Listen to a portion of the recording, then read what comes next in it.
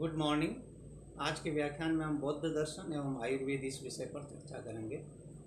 बौद्ध दर्शन आप जानते हैं, इसके प्रवर्तक गौतम बुद्ध हुए हैं और भगवान गौतम बुद्ध के जो उपदेश जो उनके अनुयायियों उनके शिष्यों को उन्होंने प्रदान किए हुए कालांतर में बौद्ध दर्शन के नाम से प्रसिद्ध हुए, जिसको बौद्ध फिलोसॉफी भी कहा जाता है। इस बौद्ध फिलोसॉफी को मानने वाले कई विद्वान हुए हैं और उसके आधार पर इसके कई सारे संप्रदाय हैं, जैसे योगाचार, माध्यमिक, सौत्रांतिक, वैभाषिक आदि। और जब विभिन्न संप्रदाय इसके डेवलप हुए तो ये बात भी निश्चित है कि इनके जो वाद हैं वो भी बहुत सारे हैं, जैसे विज्ञानवाद, ये भी बौद्धों का सिद्धांत है। ऐसे ही अनात्मवाद, ये भी इनका सिद्धांत है। ऐसे शून्यवाद, ये भी इनका एक प्रमुख सिद्धांत है। ऐसे बाह्यानुमेयवाद, बाह्य प्रत्यक्षवाद और क्षणभंगवाद, ये कुछ प्रमुख सिद्धांत है जो कि बौद्ध दर्शन में देखने को मिलते हैं।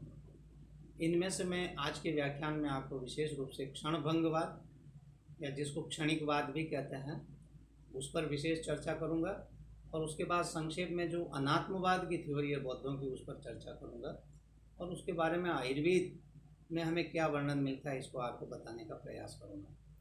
तो सबसे पहले हम क्षणभंगवाद या क्षणिकवाद जो है उसकी चर्चा करते हैं। क्षणभंगवाद, इसको अनित्यवाद भी कहते हैं।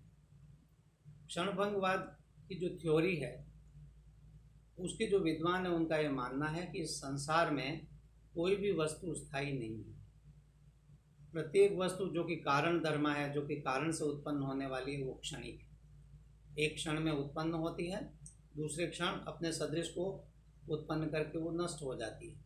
यानी कोई भी वस्तु स्थायी नहीं है।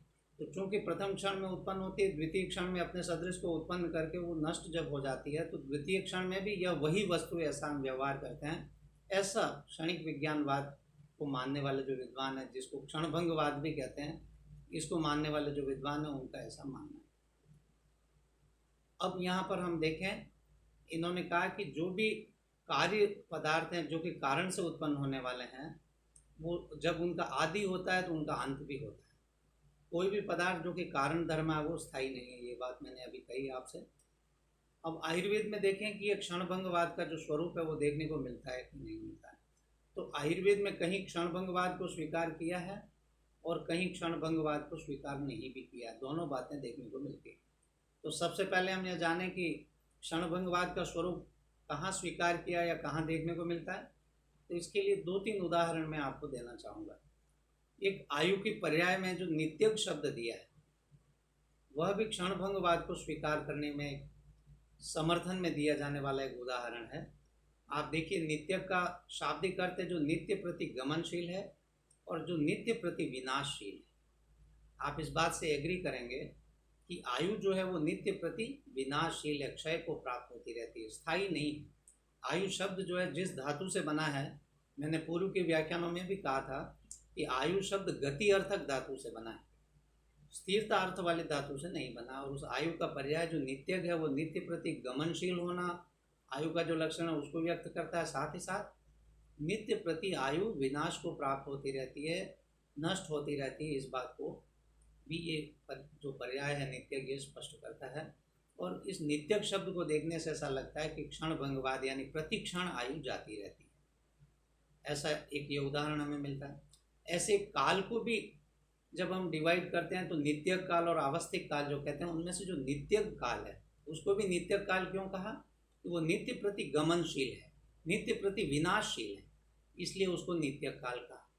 तो जो नित्य प्रति गमनशील है, नित्य प्रति विनाशशील है, यानी हम कहते हैं ना प्रतिक्षण समय बीतता जाता है, इसका मतलब समय भी प्रतिक्षण विनाशशील है। तो वहाँ पर भी क्षणभंगवाद की छाया नित्यक काल जो नामकरण है उसमें भी देखने को मिलती है।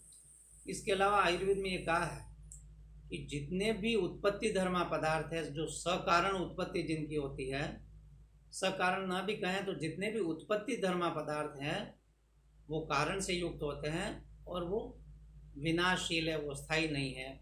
जिनका आदि है उनका अंत होता है, ये बात आयुर्वेद भी मानता है। जितने भी कार्य द्रव्य वो अनित्य, इसका तात्पर्य यह है कि वो क्षणिक है, स्थायी नहीं है।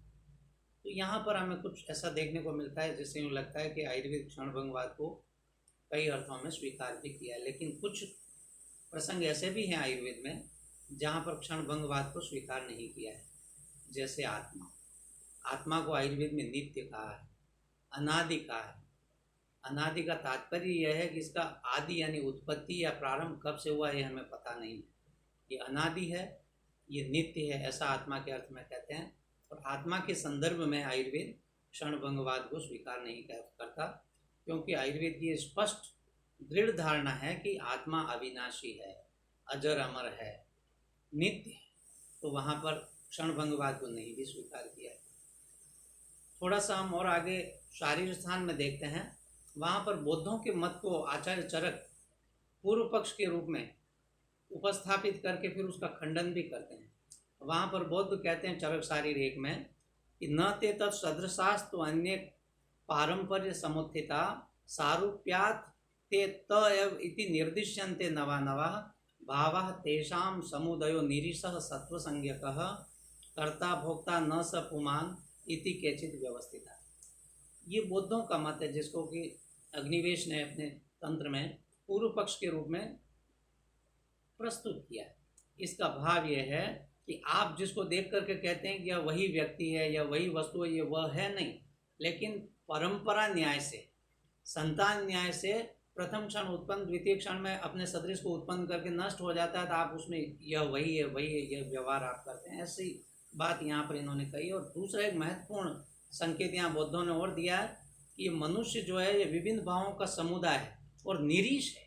निरीश यानी स्थायी आत्मा से रहित है, आत्मा को ये स्वीकार नहीं करते। इसको संक्षेप में मैं अभी बौद्धों का जो अनात्मवाद है वहाँ पर भी कहूँगा। ये स्पष्ट रूप से कहते हैं कि स्थायी आत्मा से रहित यह शरीर, चित्त, इंद्रिय, शरीर आदि इनका समुदाय मात्र है, ऐसा ये कहते हैं। और कहते हैं बौद्ध दर्शन वाले कि ये जो पुमान या पुरुष या आत्मा जिसको आप कहते हो वो न तो करता है न भोगता है, यानी न तो डूअर है न उस फल को भोगने वाला भोगता है, ऐसा बौद्धों का मत है। और इसके बाद में पुनर्वसु आत्रेय और अग्निवेश आदि ने इस मत का खंडन भी किया। ये कहते हैं कि यदि हम बौद्धों के मत को माने और इस मनुष्य शरीर को निरीश माने, स्थायी आत्मा से रहित माने, और फिर बौद्धों के पूरे क्षणभंगवाद को अगर माने, प्रथम क्षण में उत्पन्न द्वितीय क्षण में नष्ट हो जाते हैं, तो इसका मतलब तो ये हुआ कि पूर्व व्यक्ति के द्वारा किया हुआ कार्य कोई और भोगने लगेगा, इस तरह से खंडन किया है। दूसरी बात, पुनर्वसु आत्रेय और अग्निवेश कहते हैं कि आत्मा को नहीं स्वीकार करना मनुष्य शरीर के संदर्भ में ठीक वैसा ही है कि जैसे कोई व्यक्ति कहे कि मिट्टी से, दंड से और चक्र से ही घड़ा बन जाएगा, कुम्हार की कोई ज़रूरत नहीं है, अर्थात बिना कुंभकार के ही मिट्टी, दंड, चक्र आदि इनसे घट का निर्माण हो जाएगा। या कोई यूँ कहे कि तृण, मिट्टी आदि से बिना गृह कार्य या घर बनाने वाला जो मेसन है उसके बिना ही घर का निर्माण हो जाएगा, ऐसा कोई कहे, ठीक ऐसी बात होगी अगर हम ऐसा माने कि मनुष्य शरीर जो है वो इंद्रिय, चित्त और शरीर का समुदाय मात्र है और इसमें आत्मा नाम की कोई एंटिटी नहीं रहती। इसको अगर हम स्वीकार करें तो ये ग्रहण करने योग्य नहीं लगता है। जैसे कि बिना कुंभकार के घड़ा नहीं बन सकता, बिना गृहकार के घर नहीं बन सकता, और सामग्री के रहने पर भी। ऐसे पुनर्वसु आते और अग्निवेश का ये स्पष्ट मत है कि बिना आत्मा के ये जो जीवित शरीर है इसकी कल्पना हम नहीं कर सकते, क्योंकि चैतन्य का कारण आत्मा है, ऐसा आयुर्वेद के विद्वानों का स्पष्ट मत है। इसके बाद हम थोड़ा आत्मवाद की जो थ्योरी है बौद्ध दर्शन की उसको देखते हैं। बौद्ध दर्शन का ये मानना है कि ये संसार जो है परिवर्तनशील है। इस संसार में जितनी भी वस्तुएं हैं वो प्रतिक्षण परिवर्तन को प्राप्त होती रहती है, कोई भी वस्तु स्थायी नहीं है। और फिर वो कहते हैं कि देखने वाली, दिखाई देने वाली जो वस्तुएं हैं उनमें जब कोई स्थायी नहीं है तो जो अदृष्ट वस्तु है उसकी कल्पना करना और उसको स्थायी मानना जैसे आत्मा आदि को, वो ठीक नहीं। यही बौद्ध दर्शन का अनात्मवाद है। यहाँ पर जिज्ञासा होनी स्वाभाविक है कि बौद्ध दर्शन वाले आत्मा की थ्योरी या आत्मा को नहीं मानते हैं, तो ऐसी स्थिति में तो पुनर्जन्म को भी नहीं मानते होंगे। तो इसका समाधान यह है कि यह बात सही है कि बौद्ध दर्शन अनात्मवादी है, आत्मा को स्वीकार नहीं करता है, लेकिन बौद्ध दर्शन पुनर्जन्म को स्वीकार करता है। उनका एक और वाद है प्रतीत्य समुत्पाद। उसके आधार पर वो कहते हैं एक वस्तु की उत्पत्ति होती है, वो दूसरी वस्तु को उत्पन्न करता है। ये जो एक संतान न्याय से कंटिन्यूटी होती है, जैसे एक मनुष्य के जीवन में उसकी आयु की एक अवस्था से दूसरी अवस्था, दूसरी से तीसरी अवस्था आती है, ऐसे ही वो मानते हैं कि पूर्व जन्म की अंतिम अवस्था जो है वो भावी जन्म की प्रथम अवस्था को उत्पन्न करता है। इस रूप में पुनर्जन्म को ये मानते हैं, लेकिन आत्मा को ये नहीं मानते। यही बौद्ध दर्शन का अनात्मवाद है।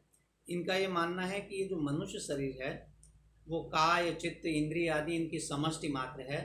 आत्मा नाम की कोई स्थायी वस्तु इस शरीर में नहीं होती है, क्योंकि वो क्षण भंगवाद या क्षणिकवाद की थ्योरी को विशेष रूप से मानने वाले हैं। Thank you.